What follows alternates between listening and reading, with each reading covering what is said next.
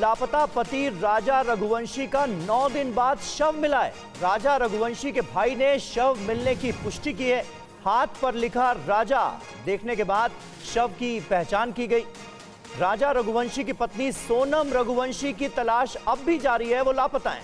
दंपत्ति शादी के बाद शिलांग घूमने गए थे और उसके बाद से ही उनका कुछ पता नहीं चल पा रहा था और अब एक शव बरामद कर लिया गया है। विपिन जो हमारे भाई वहाँ गए हुए हैं, उन्होंने काफी दिनों से हम लोग परेशान थे।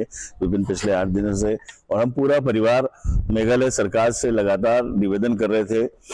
हम लोगों ने केंद्र सरकार के द्वारा, गृह मंत्रालय के द्वारा, दुखद घटना है हम सबके परिवार के लिए कि अभी थोड़ी देर पहले शव प्राप्त हुआ है, जिसमें शिनाख्त की जाने पर उनके हाथ पे राजा लिखा हुआ था और उनके विपिन ने ये कंफर्म किया कि ये राजा ही है।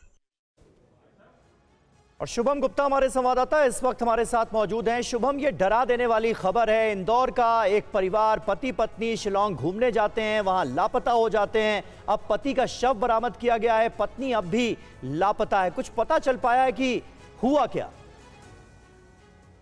देखिए समीर, ये काफी हाई प्रोफाइल मामला है और 13 मई को ही इन दोनों की शादी हुई थी। दोनों हनीमून मनाने के लिए 20 मई को शिलांग के लिए रवाना हुए थे और 23-24 मई के बाद से परिवार से संपर्क पूरी तरह से टूट गया था। तब से ही लगातार इन दोनों को ढूंढा जा रहा था। यहाँ तक कि जो इंदौर के सांसद है शंकर ललवानी, वो भी शिलांग पहुंचे थे। 5 टीम पुलिस की बनी थी, 50 लोगों की टीम थी, 10-10 लोगों की टीम अलग अलग जगह घूम रही थी और अब 8वें दिन जाकर जो राजा रघुवंशी हैं उनका शव बरामद हुआ है। क्योंकि हाथ पर नाम लिखा हुआ था राजा, उसी से उनके भाई ने उनकी पहचान की है। हालांकि उनकी पत्नी अभी कहाँ है, इसके बारे में कुछ भी पता नहीं चल सका है। कैलाश विजयवर्गीय ने इस पूरे मामले को लेकर गृह मंत्री अमित शाह को भी तलब की रिपोर्ट सौंपी थी और ये आग्रह किया था कि किसी तरह से मदद की जाए।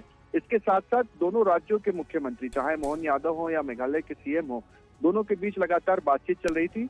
कोशिश अब भी जारी है कि लापता पत्नी को ढूंढा जा सके। शुक्रिया शुभम आपका इस जानकारी के लिए।